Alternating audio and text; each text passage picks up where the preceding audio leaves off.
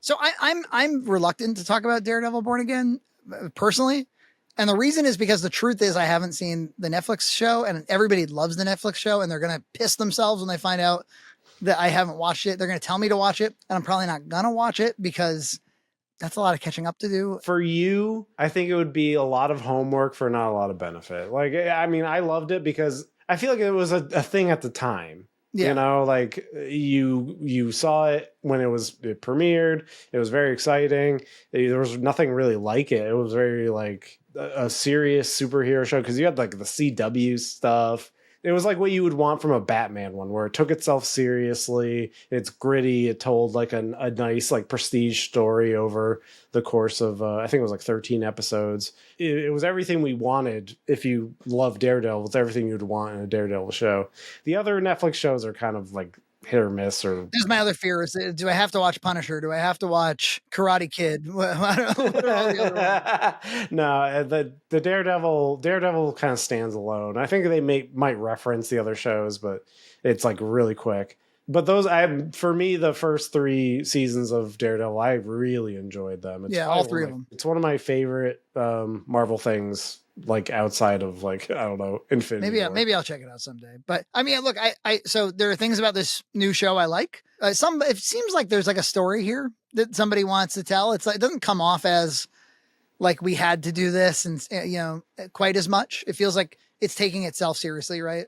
I think that Charlie Cox is really good. I think Vince D'Onofrio is obviously really excellent. It's good to see him in a show that's a little bit more fitting, as opposed to Echo, where he was kind of crammed in there. Or even in Hawkeye, he seemed kind of out of place too. Yeah, oh, for sure. I would like to see more of those Marvel elements in this, but that's only because I'm familiar with them. When I was watching it, I was like, this is how casuals must feel. Because normally I'm pretty caught up on my Marvel, or to some degree. But it does feel like it's designed to be available to newcomers. It would be dumb if it wasn't. I mean, it's definitely, at least in the first couple episodes, it's positioned as a continuation of the first 3 seasons. Like they bring back the character. Like I'm supposed to know who Foggy is. I'm supposed to care that spoilers. Yeah, spoilers. The original plan was that both Karen and Foggy were going to die off screen before the events of the TV show. Oh, wow. And apparently, like, both Charlie Cox and Vincent D'Onofrio were like, what the fuck are we doing? Like, there, because I guess it was, and apparently they have reused, like, because they shot 6 episodes and they thought it was garbage, both, especially those actors, and so they started over, but they didn't really, because I think they reused a lot of the stuff from those 6 seasons, so the first 6 episodes, because it feels like a hodgepodge of stuff. It does. There's stuff like that is being taken very seriously, and there's stuff that just feels like Disney Plus candy corn. The filmmaker in me notices that the whole show is shot pretty cheaply. It's shot for coverage. You know, we've talked about this, where it's pretty much mediums and it's like standard lensing. They're not going over the top of the cinematography or the staging or even the production design. I mean, a lot of times it's taking place in a courthouse or it's taking place in an apartment. It's pretty TV. It's pretty like manageable budget for sure. There's not a tremendous amount of action in it so far. It's been like 2 fights or something. The big bullseye fight in the first episode. Yeah. And then, and that's about it. But what I've noticed that they're doing is I think they know that it's shot cheaply. And so they're designing like moody music around the whole thing to try to like elevate it and make it seem like you're watching something really deliberate and really artistic. And they especially do that in the finales of each episode. So it'll be this kind of dull, kind of whatever, generic storyline. You know, I thought the trial there of White Lotus or White Tiger, not White Lotus, it's a different show. White Tiger was compelling enough. A little long. These episodes are like 45 minutes to an hour. And compared to Righteous Gemstones, it's fucking 32 minutes. We'll get to it, but there's a lot that happens in 32 minutes. And I'm like glued to the TV and loving every second of it. And this is like, all right, CW TV show, let's fucking get on with it. But then there will be scenes that like totally captivate you. Like I love the diner scene with Vincent D'Onofrio and Charlie Cox. That was really good. Well, they're 2 really good actors, so you're bringing an A game thing to the table. It's well written and it makes sense within the episodes. But then there'll be like scenes where it's just like, they kind of remind me of like She-Hulk episodes where it's just like, what are we doing here? It's like, ugh. Like all that stuff in this most recent one with the guy who was in the jail, like who was accused It was just really boring and really like generic and crap. I mean, it's bad. In my opinion, it's bad. People like it so far, I guess. In my opinion, it's bad. I have watched 4 episodes. The first 3 episodes, they had me. I was like, oh, I could see what they're doing. It's definitely like maybe the first 2 episodes were like a 7, and then the episode 3 was like a 6, and then episode 4 was like a 2. It was like awful. I thought episode 4 was awful. Yeah. I thought it was like a bad, but like everything episode that you're seeing that's bad in episode 4, I feel like there's elements of that episode 4-ness in the other ones that are kind of edited around, and like, especially the finales, they'll suddenly like punch up the finales. So they'll lull you to sleep and bore you for like a lot of the episode. And then they'll do something really exciting. And then like, it kind of tricks you into thinking like things are happening in this show. But in reality, like, I think they're trying to convince you it's good. Yeah, we'll see. Like, I especially think they're trying to get past the stuff they already shot, and they're mixing it in with the new stuff they shot. We'll see. And apparently they're already shooting a season 2, but the ratings of the show are bad. It's bad. It's worse than Acolyte. It doesn't have a lot of heat on it. It's like the exciting new shows aren't normally on Disney Plus, and 2, like, the Netflix enthusiasts are that's probably diminishing returns. Like, who's going to come back? And you're not going to get a lot of newbies because there's like a show that they missed, and you've fucking marveled them out as it is. So it feels like obviously this is not going to go well. And like, as I predicted, Captain America had a big drop off. The brand is pretty tanked. Yeah. And Disney Plus itself is who's going to it besides for like Bluey? Did I read that Feige is reportedly annoyed by X-Men 97's success? Yeah. I think I think the creator of X-Men 97 said that. The BU guy, what was his name? Bo. Yeah. I think he said that. So it's his perspective. That's from cosmicbook.news. This is probably trash. It's claimed that the head of Marvel, Kevin Feige, said to be annoyed by the apparent success of X-Men 97. DeMaio alleged there was racism going on. Yeah. The show, you know what? Like, X-Men 97 has it all over these other shows. Let me read you this. I guess Bo said this, right? Man, talk about never meet your heroes. I was informed by an employee at Marvel Studios that Kevin Feige's response to the success of the show and it being their highest rated projects on Rotten Tomatoes was that he would prefer if it wasn't being used as a referendum on the MCU's failures and his annoyance that people hold it up to X2. Kevin did not give X-Men 97 any of his attention. I met with him to pitch it and was hired and never got a note from him afterwards at all. And now he's annoyed it did well without me and the crew needing him. Sort of disgusting, disrespect and ego. Explains why I had to pay for the wrap party for the crew out of my pocket. Yeah. He acts like a bitch. But bring the pervert back. Bring him back. I want to see that pervert. Look, I could believe that Feige is like, well, we're not doing anything more with that, so don't talk to me about it. But they should do more with it because it was quite good. Yeah, I agree. So I'll stick with Daredevil. I did like seeing Frank Castle in the newest episode, even though that episode was dog shit. It was so bad. I couldn't believe it. Like, there was like Vincent D'Onofrio and couples therapy. I was like, why am I watching this? This is horrible. Frank Castle was acting his ass off. Yeah, he was. Yeah, and I just like their dynamic is. Yeah, again, they have a rapport. So you especially somebody who's watched the original show, it's like, oh yeah, that's what I want to see. But then you have like the TV lawyer stuff, and you're like, okay. I mean, the one thing I will say about Daredevil, it's like it does seem like they do care about what those original fans like wanted and the story behind it. But yeah, the execution so far is uneven. There was a moment in episode 3 where D'Onofrio was like, what's our favorite steak and cheese place in Philadelphia? Ah, yes. You like Gino's, but I went to another place called D'Angelo. And we got the police commissioner's kid or something. They just made. I went to Philadelphia, and I think we went to Pat's and not Gino's. You go to one or the other.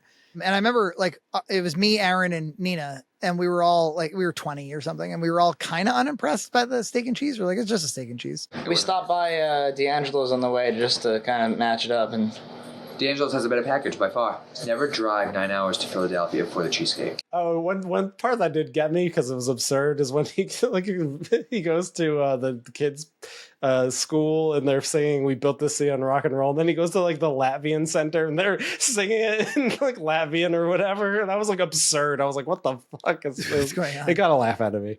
That thing with the kid that he dresses down in that scene was kind of interesting to me. The loyalty that kid had for somebody who could like murder him, you know, it seems sort of interesting. There may be something there. It's not all bad. Yeah. I'm just, look, if this show, I'm telling you, if this show is 30 minutes, it'd be a different story. Why the fuck is it an hour, EJ? Why the fuck is it an hour? It's too long for this show. It's too thin. They could have cut this whole 4th episode. They could have. It was useless. But like, you know, even the other ones, like the 35, 40 minutes, that's all you need. You guys, like, they're not being economic with their storytelling at all. No. Like intentionally. And you can tell because at the end of the episode, it rushes some exciting story thing because it didn't have the budget to do it earlier, which is very TV, by the way, you know, like just kind of like give you like a taste of honey right at the end. Yeah, and the original Netflix show kind of was like that. The original Netflix show is a TV show. Like, I'm not going to say it's not, but I just like it way better. The characters just land a lot better, and Dude, Feige sucks. The plots are way better. This whole idea that Feige is fantastic is obviously untrue. And who's going to watch the Thunderbolts? Do you think that's going to do well? A bunch of people we don't like, who don't knows even like what the Wyatt Russell or whatever his name is, that character. Who knows who that is? You'd have to watch the TV show that nobody watched. Who's going to watch for Ant-Man the Wasp girl villain? Like, maybe Florence Pugh. Florence Pugh is a movie star. Yeah, and her whole family's in it. The Black Widow movie that nobody watched. That nobody saw, yeah.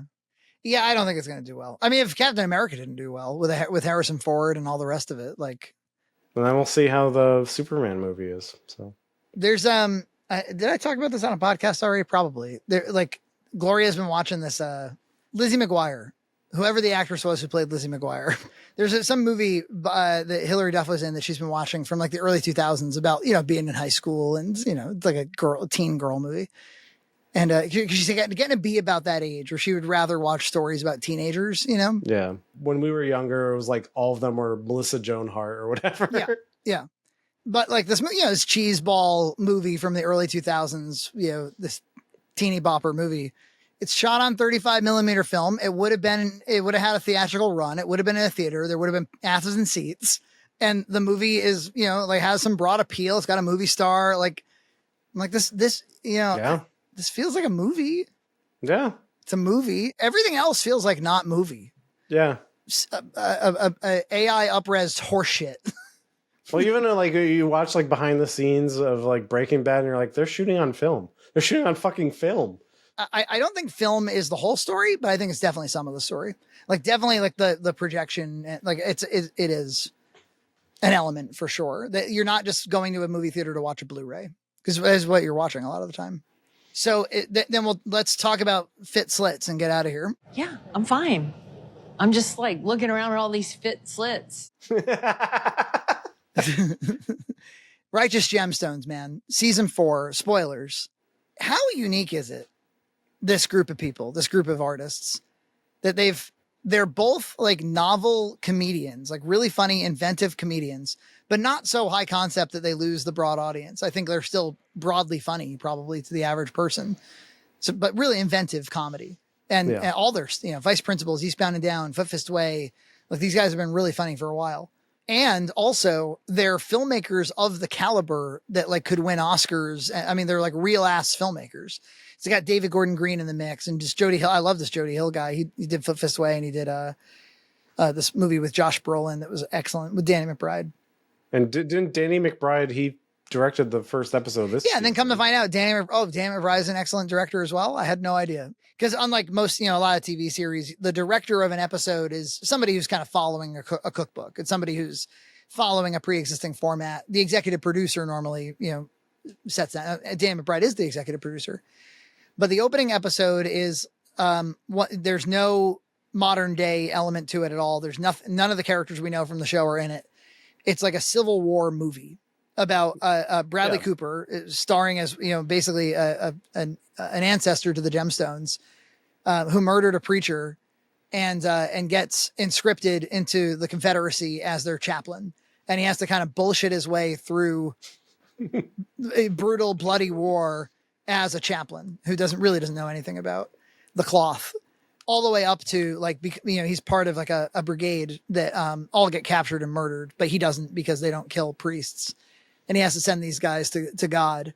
And it's a captivating fucking. It was only 30 minutes, and it was like a great movie, Yeah, it was probably one of the best the Civil War period pieces I've seen in recent memory. It was beautifully shot, well shot, yeah, beautifully performed, funny at times. I didn't even realize that was Bradley Cooper until like a third through. I was really? like, oh wait, that's Bradley Cooper. Yeah. Like he was like, my mind wasn't calibrated right. Like I was just I was like trying to figure out what I'm watching. I mean, and then for that to be somehow we know that that's going to become part of this modern day story with John Goodman and Judy Gemstone and these fucking ridiculous clowns.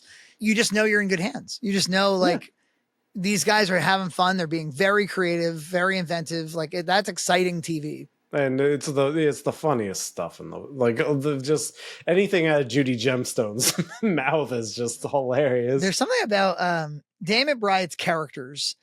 They often are living in their own kind of deluded fiction. They're either there's a self-image thing where he's blowing up his self-image, or he's deeply insecure but he's kind of overcompensating for it, or he's just kind of living in a movie. He's kind of living in some kind of movie fiction. And because of that, he'll put to voice things that are part of that delusion. So yeah, the fact his son Gideon has a relationship with his grandfather, pretty normal. And he's like, yeah. Is he a mentor figure to you? You're kind of almost parodying the writing in a weird way. Yeah.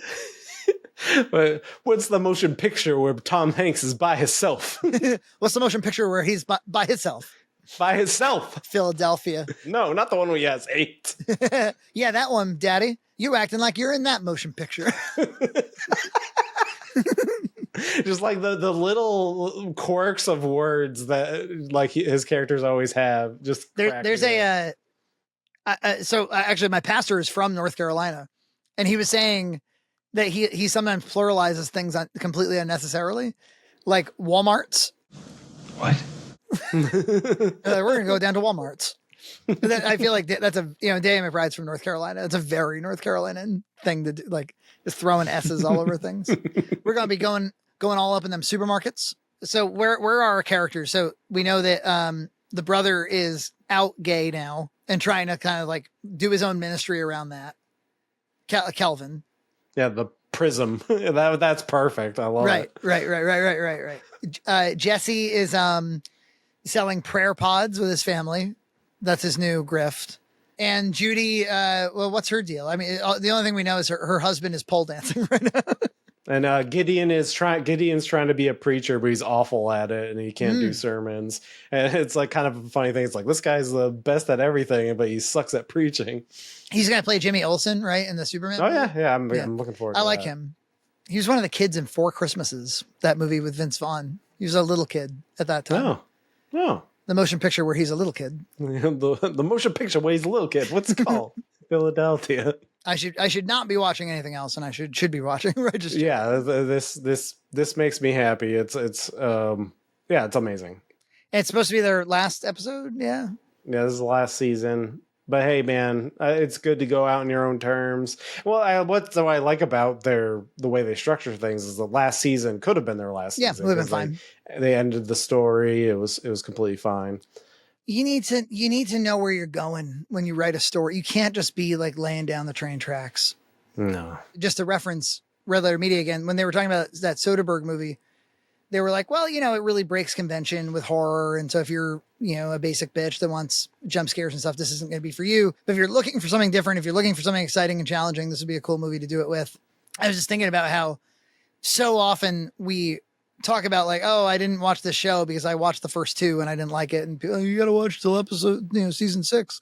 TV just doesn't get that luxury that movies do, where you can be I'm going to try a weird movie. And if it doesn't work out, no harm done. TV just doesn't get that, man. TV's there's gotta be some value prop pretty early on, or show me where we're going. Well, I am in the whole, like, Walton Goggins has been in so many things, and I'm having the time of my life because You're he's gogging not out. only. I'm gogging out. It's a gog eat gog world. Gogathon. It's a gogathon. Because he's in the White Lotus this season too, and I like HBO is just got all my favorite stuff right now. Yeah, they seem to be on top of it. Yeah, so season 3 of the White Lotus is on right now, so I really recommend people watch that too. It reminds me of just like what indie movies used to be, where it just has like you get like good B tier actors, you get them all like in a place, and you have them have really good dialogue and interactions, and it's just oh man, there's this one scene, like Sam Rockwell shows up and has a scene with Walton Goggins, and it's like like he does a monologue. It's the craziest fucking thing in the world. He's acting his ass off in it, and it's like, oh, I remember when like movies used to do this.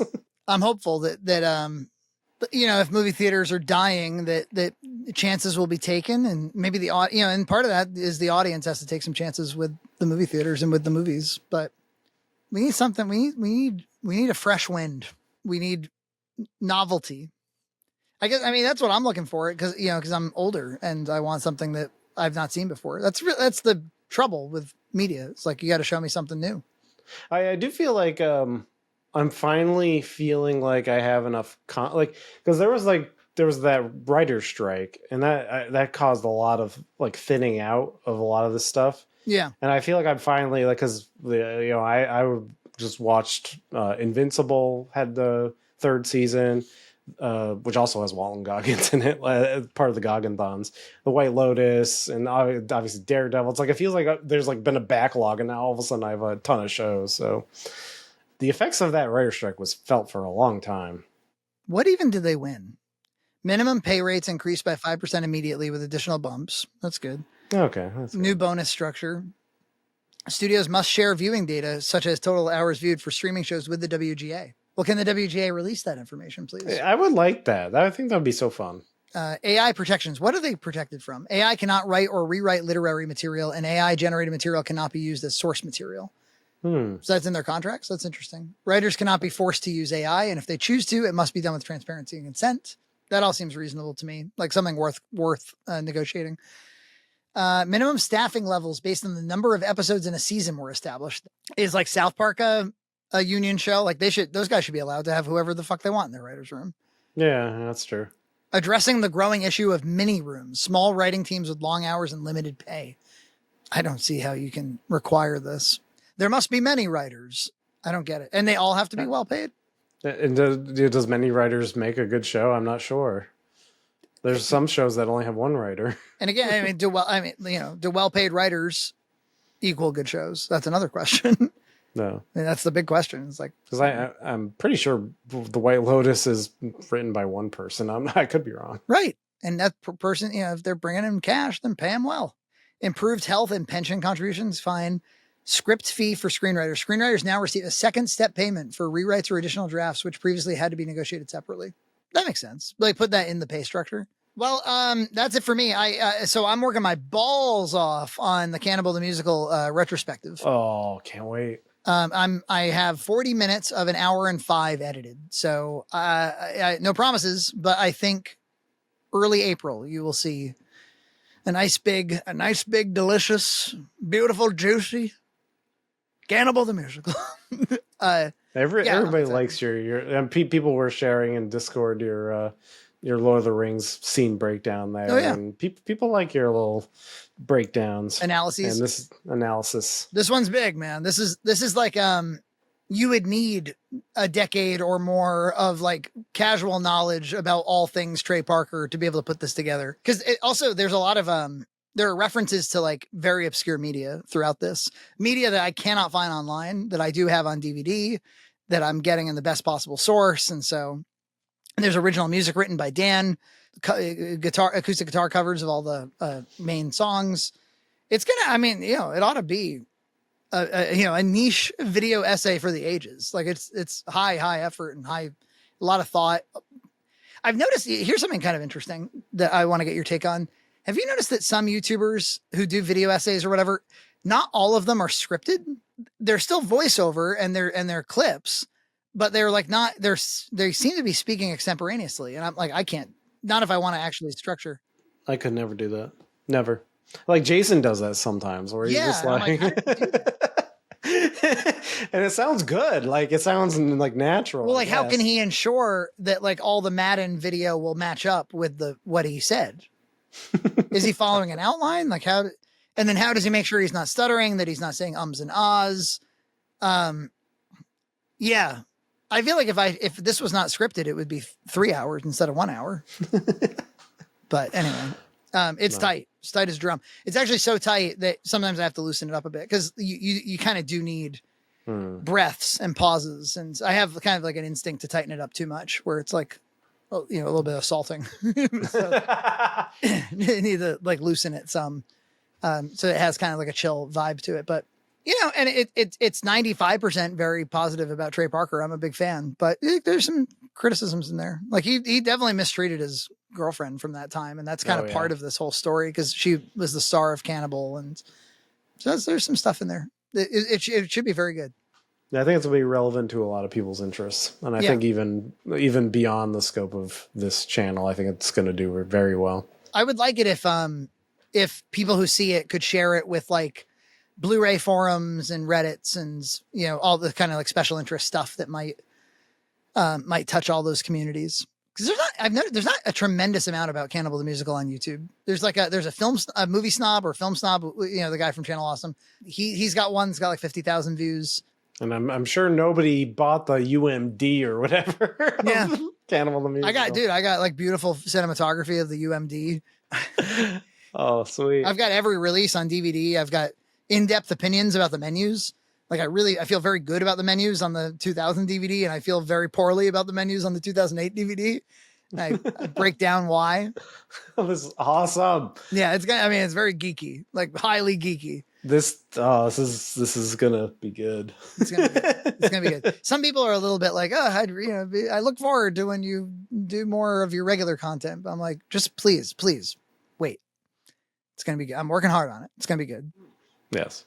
And we shot like a huge unboxing. That's like our 10th anniversary of Box Mac. So after Cannibal's done, we'll go to that. And we did a few episodes of Box Mac. And I also want, if I can make it out to Joanne Fabrics before it closes with my mom, I'd like to do a goodbye to Joanne's if I can. And I'm streaming Saturdays and Sundays now. So Saturdays, 9:30 Eastern time, Sundays, 9:30 Eastern time. Souls games on Saturdays, Zelda games on Sundays. I don't know. It's been fun. I'm working on other stuff, but I'm not going to talk about it.